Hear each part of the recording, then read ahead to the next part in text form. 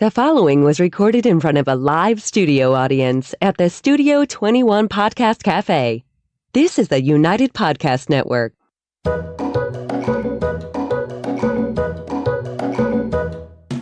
Welcome to the Quirky Dog Podcast, inspired by some of the quirkiest dogs you can ever imagine and the owners who love them. This podcast is brought to you by the quirky couple themselves, Scott and Jess Williams.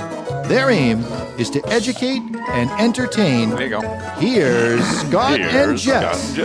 Welcome, guys, and happy Wednesday. We have a very special guest here today, and we're going to be talking about fostering dogs. We have not done a podcast on this yet, and I think that this is a great concept. If you're considering bringing a dog into your home in 2025, maybe you should check out Foster. But first, we're going to start with the quirky tip of the day.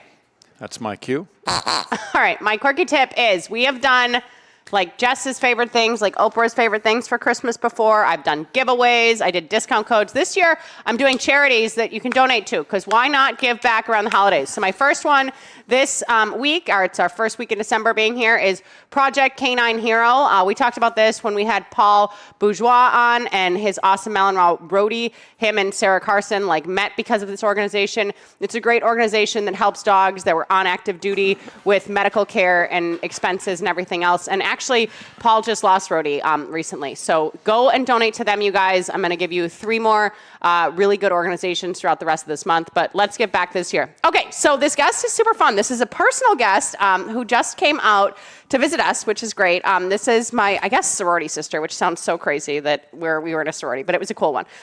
So my sorority sister from University of Michigan, her name is Haley Mullins. She is joining us here from Boise, Idaho, and she has fostered close to 50 dogs over the past 10 to 15 years. So we're going to talk about all that here today. Mullins, thanks so much for coming on.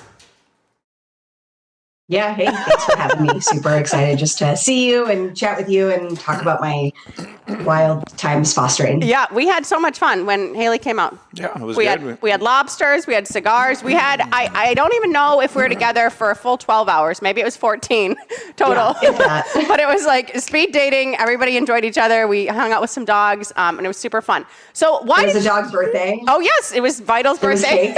Yeah, we all sang. Yeah. I think I gained literally 5 pounds from that ricotta pie because you weren't big on the cheese. Scott's not eating sweets. And I'm like, well, it was a $30 pie, and I ate it the whole week. And I was like, okay, never again. It really was good. Yeah, we did all the celebrating. So why did you get into fostering originally? Where was your head at? Was this something that you'd known about as a kid, that your parents did? Where did this all begin? Yeah, so when I was in undergrad at Michigan, I wanted to get a dog fix. And so I started walking dogs at the Humane Society. And so it was just something I'd been involved with walking dogs for the longest time. And then fast forward, when I lived in Tahoe, I was bartending. I was working crazy hours, was not in a place at all to have a dog, but was dying to get my dog fixed. And so I started walking dogs at the Humane Society. And at the time, the Tahoe Humane Society, Truck Humane Society, was this small little shelter, was basically a few different kennels at the local pet services or dog services allowed them to use. And so it was kind of cold and dank and a little sad. And I'd go and I'd walk dogs and I would just feel so sad leaving them. And so I learned about fostering, and I just wanted to take these dogs home, but also wasn't in a place to be adopting a dog. And I just wanted to be able to spend more time with them. So you started fostering out in Tahoe? Yeah. Okay. And I mean, you've done quite a few dogs over the years. What would you say is the average length of stay when a dog would come to your house? Yeah, so totally dependent. My first foster dog in Tahoe was probably my shortest, and I think he was 72 hours.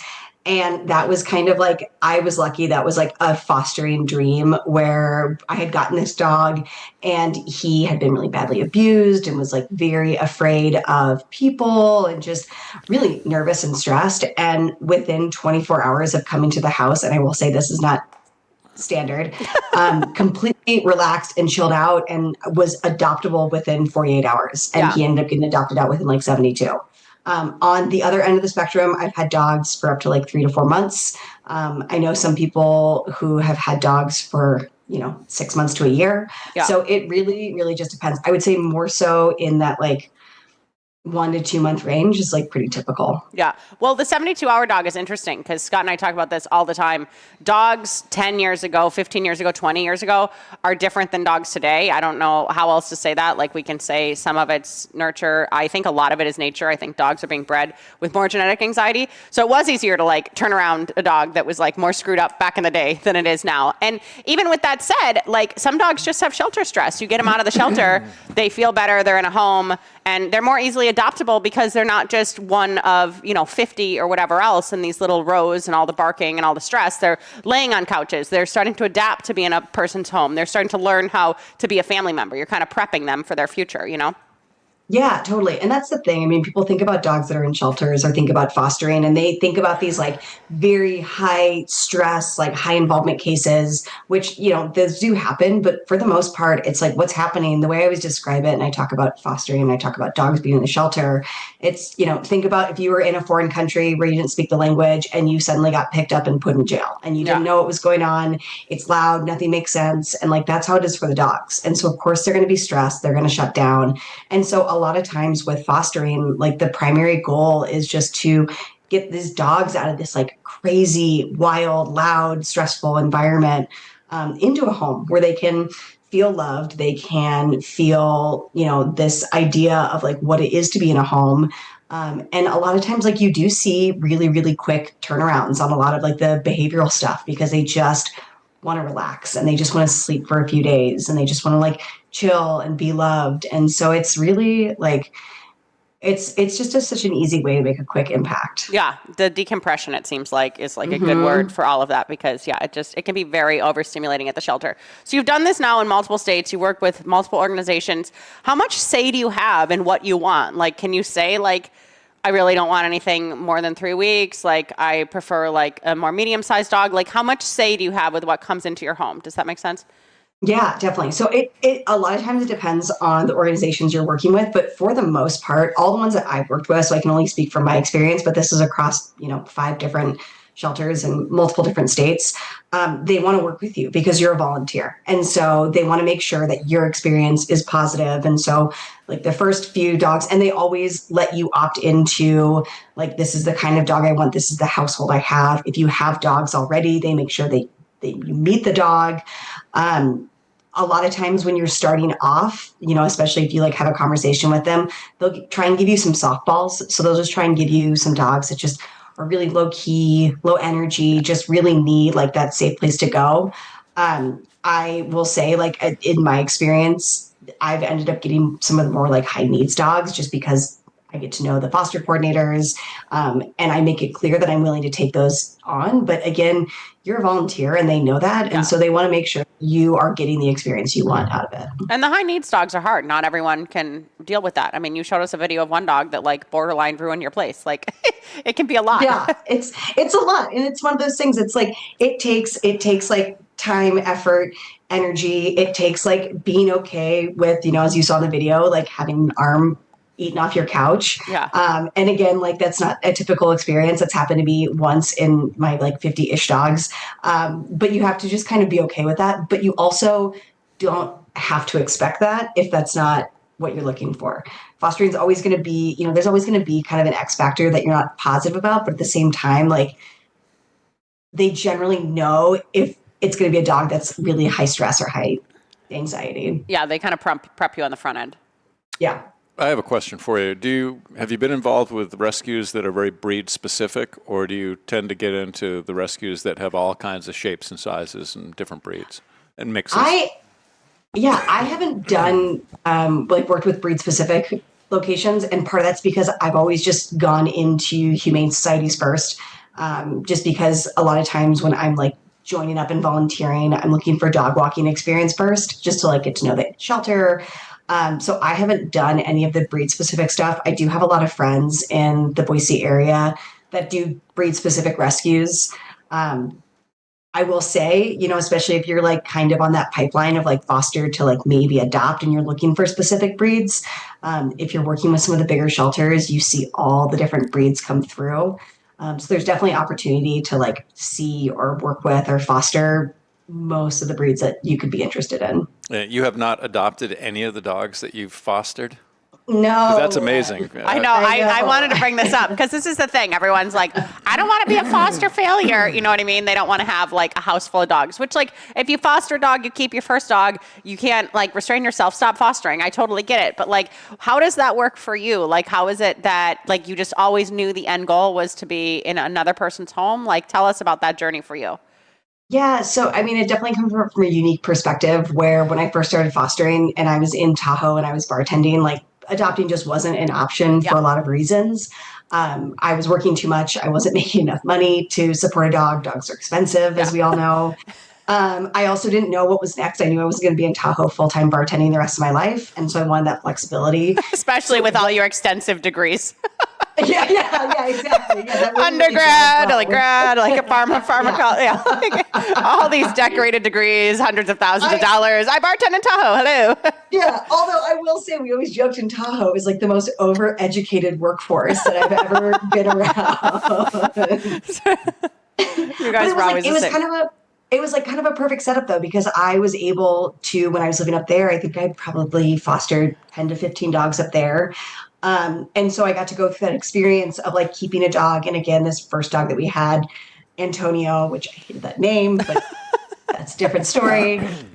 He's like the only dog that I think I ever would have been like, I want to keep this dog. But because it wasn't an option, I was able to have the opportunity to like have a bunch of different dogs and experience that. And I always just remind myself that like anytime if I were to adopt a dog, then it's less space in my house that I could open up to foster. And like being able to experience that process of bringing in a dog that's like maybe not at all adoptable in its current state, and then be able to place that dog in a really cool, awesome home just feels really good. And so as hard as it is to give the dog away, and I cry every time, it's also like exciting to know that I'm like, okay, now there's space for a new dog. Yeah. Yeah. And do you keep in touch? Like, do you know like dogs that you fostered before? Like, do you keep in touch with like their adoption homes or anything? Sometimes I do. I'm not as good as I should be. I need to be You don't better. keep in touch in general. Yeah. This is just It sounds like there's a commitment. your parents and your brother are lucky that you call. Commitment phobia.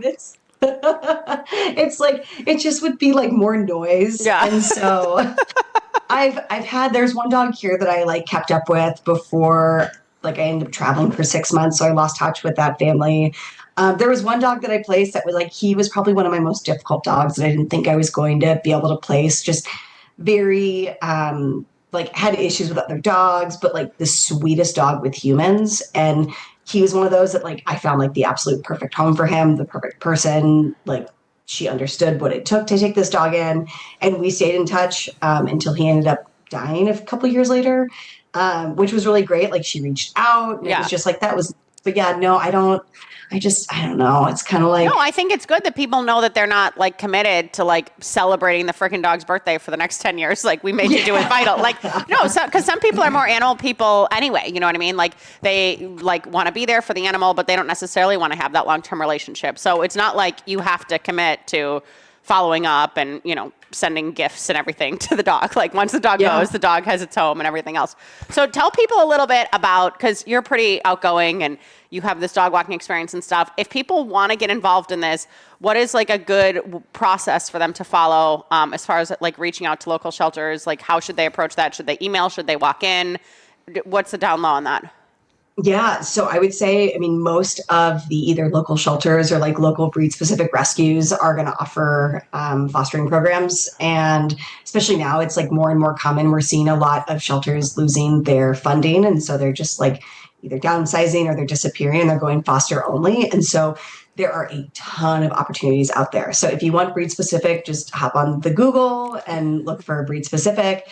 If you want to look for like a local option, there's humane societies in every single city or town really that's out there. Don't go to the Humane Society like general website. Like make sure you're like locally looking for your local shelter, and then just hop on their volunteer site. They should have information about fostering. If they don't, email them, reach out. Do they like come to a check? Do they like come over and check your house out? It depends on where you're doing it. A lot of times it depends on like their capacity. They all do like due diligence in terms of like giving information about you, your background with dogs. Generally they want you to come in and meet. I've had home checks, I think once, A lot of times they're just so pressed to like get people in that they're not like doing that full home. They're really just like kind of trusting you to say like, hey, if you say you have a 6-foot fence, make sure you actually have that fence. Yeah. Because and that's the stuff too, that if there are requirements on their list for fostering, align with them, even if they have requirements that you don't really understand or don't make sense to you. Ask them about it. But for the most part, if they do have those requirements, like fence or like other animals in the house or kids or that kind of stuff, it's for a reason.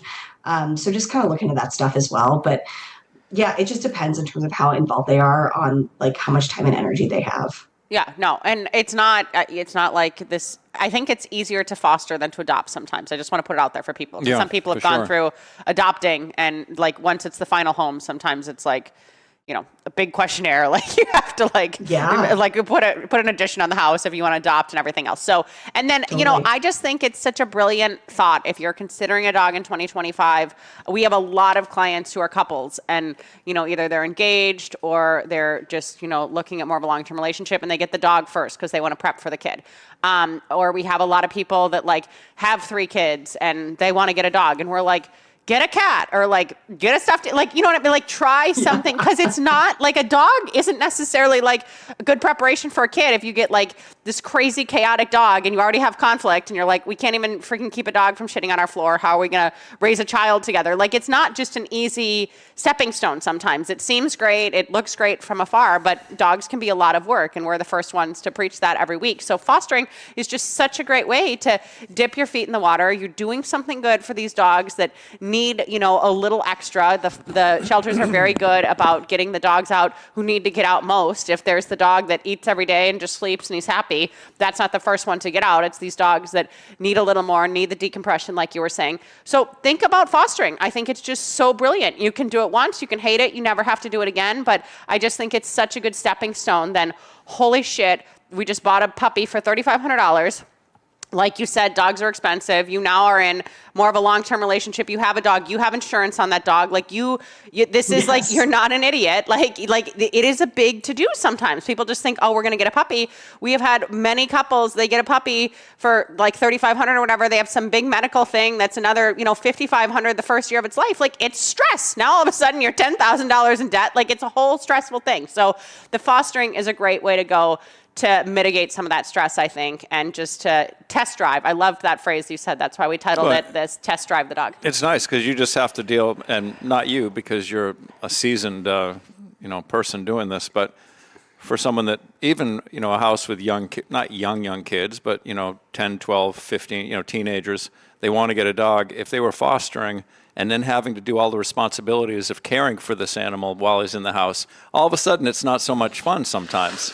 And the kids don't get excited about it. But it's really admirable on your part to be able to foster so many without rescuing any of them, because that creates the bottleneck for the rescue also.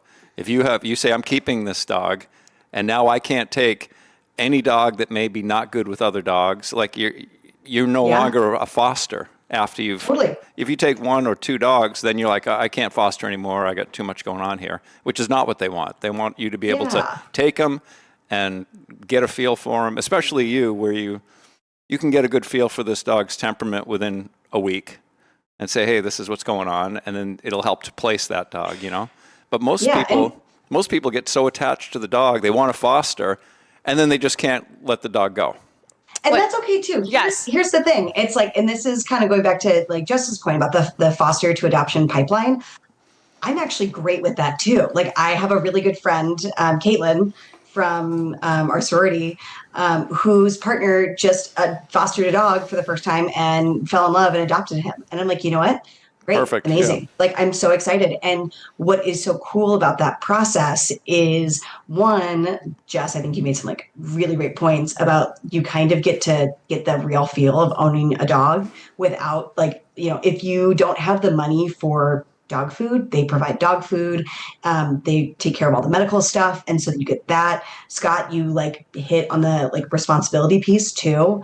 I have a coworker I was just talking to this morning that like he and his wife just adopted a dog and they missed Thanksgiving because the dog's sick, and they have a ski trip planned and they have this other family weekend planned and that kind of stuff. And I could see he was like kind of stressed about what they were going to do with the dog, because it's a real experience. And then in terms of adoption too, like what I always tell people with fostering is it has made me so picky with dogs now. Like because I've been able to test drive so many dogs, it's made it so I have this like perfect idea of the dog that I would finally adopt.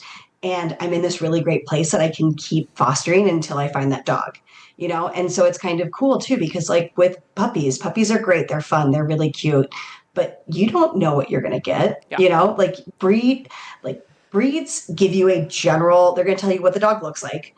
They're going to give you like a pretty like solid range of what their personality is going to be, but you don't know where in that range that dog's going to land. Like you might get a lab that's an asshole, I don't know if I can say that, but yeah, we're big swears.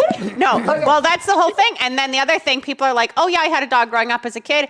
Getting a puppy is not easy. Like we've done a puppy podcast. Like it's more work than a baby half the time. Like a puppy is round the clock care. It's a lot. And vet care is more expensive. Dogs are more genetically fucked up than they used to be. Like everything's different than this like magical thing we remember as kids. Because when we were kids and we had dogs, our parents were paying for things and everything was just different. It wasn't this sobering reality of like, this is on you. I do want to touch on, you and like kind of some best practices. Like if people are listening to this and they're like, oh my God, yeah, fostering does seem like a good idea. I want to try this. You get a dog from a shelter. They say the dog's dog reactive. You're not like popping it in the car and bringing it to the dog park. Like, can you explain like some of like the responsibility and like the ways that like if you had people over like for cocktails or whatever on a Friday and you had a sketchy dog, like just kind of the ways that you've adjusted your life to set everyone up for success? Yeah, definitely. I mean, it goes in a huge range, and this is what you really have to be prepared to deal with. Is I've had dogs. I had one dog during COVID for 3 months. He wouldn't leave my side. Like when we took him out of the shelter, they like took him on like what they call the magic carpet, which was basically like a moving blanket, and they had to like carry him out on it, this like big adorable lab, and he was so shut down. And then when we got to the house, he just imprinted on me. And so like he was one of the extremes where with his separation anxiety, like I could not leave him. Thankfully it was COVID. I wasn't traveling. You weren't leaving anyway. Yeah. But there were a couple times that like I tried to leave the house and go for, a run for an hour, and I'd come back and he had like busted through my fence. And so again, that's like the very extreme, on one side. So you just have to be prepared to, dial back on like leaving dogs at home, being as social, like you said, bringing people around. I think like best practice is being prepared the first few days just to like be at home with the dog, be present, be like a very calming presence. Oftentimes, depending on how long they've been in the shelter, I've had dogs that just sleep for a few days. Be ready for them to maybe not eat, and like that's okay. Yeah, dogs are smart. If they have food there, they're not going to starve. Yeah, I've had a foster dog go almost a week without eating, but like never starved. They get there when they get there. Yeah. Well, it's just like humans. Sometimes we're stressed. We don't eat. Like, that's okay. Yeah. Yeah. It's okay. You don't need to bring them to the vet and run blood panel. Like, they just need to settle in. Yeah. They just need to relax. And so you just have to be prepared to like be there, be present, watch for like medical stuff. So that just happens with stress. Just putting like extra time and effort and energy in. If you have another dog, there's obviously like a process of like having them meet before, but then also there's a process of monitoring while you have a second dog in the house. Things change, things shift. You'll see major shifts in your foster dog's personality in the first like week or two. I've never had that be a problem with another dog in the house. I've heard of that happening though. So just being aware, being cognizant, like you said, don't like bring them around to the dog park. Yeah, if they say the dog's dog reactive, don't be like, oh no, I'm good. I've watched Cesar Millan before. We're all set. Like, no, like literally, like you do not take anything with a grain of salt. And for those of you listening who are like, oh, why was that dog in the yard and, busted through a fence? You can't create all these dogs that come out of these rescues. And we will be the first ones to admit that some of this anxiety with dogs in crates is so extreme that they literally cannot be safely crated. Either you're, cleaning a crate 6 times a day because they keep defecating in it, or they literally, they're going to actually injure themselves. I mean, we had a dog last year that literally slept next to our bed, and then he was out, 10 hours a day. Like it was a sobering reality to us too. So, and you just have to be prepared for that on your end. Like if you have a crate at the house, great, feed the dog in the crate, like maybe get it acclimated to the crate. But every dog that comes into your home may not do well in that setup. And if they do okay in having the whole kitchen, then you're going to give them the whole kitchen. You know, you're trying to minimize stress. Yeah, I like that too. Like the idea of just like being patient, you know, with Chewy, this dog that I had talked about. I have a crate, and the first day that I had him, he busted through the crate and ended up, you know, like cutting himself on something. And it was just, the crate was not an option because he was so big and he was so strong, and the crate was not like Chewy proof. I was not prepared for that.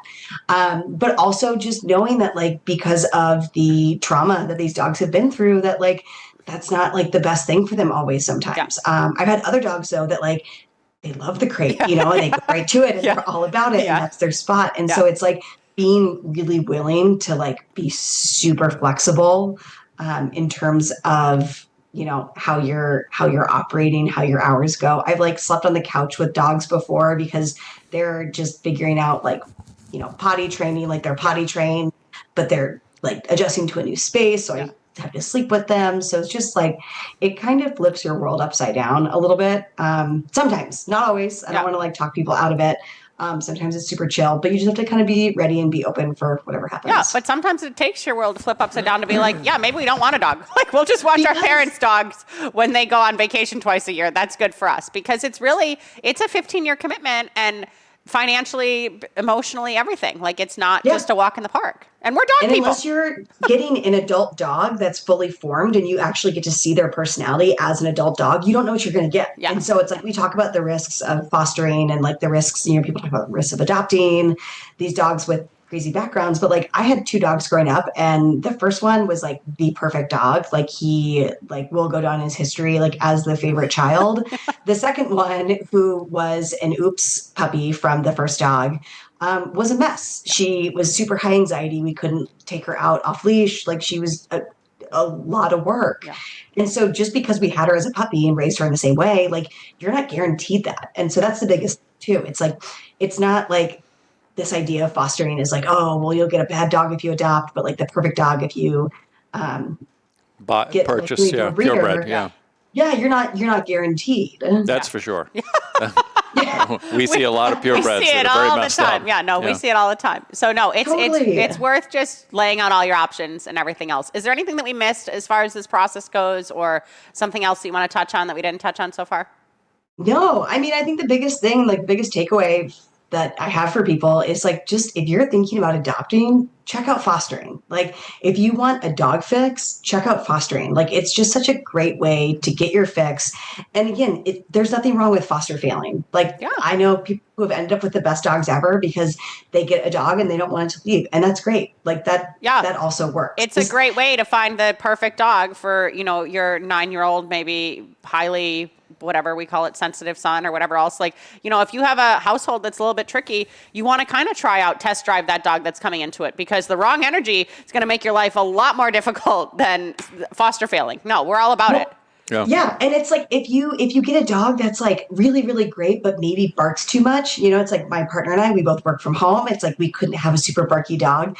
You wouldn't ever give your dog back if they were too barky. But like, if you're fostering, you're like, okay, I'm going to find this dog a really great home. Yeah. It's not my home. Yeah. Like it's out in the country. Yeah, no, exactly. But, like, maybe not for me. And it's, you can do that. Yeah. You know, you shouldn't do that if you shouldn't do that if it's your dog, but like with fostering, it's great. Yeah.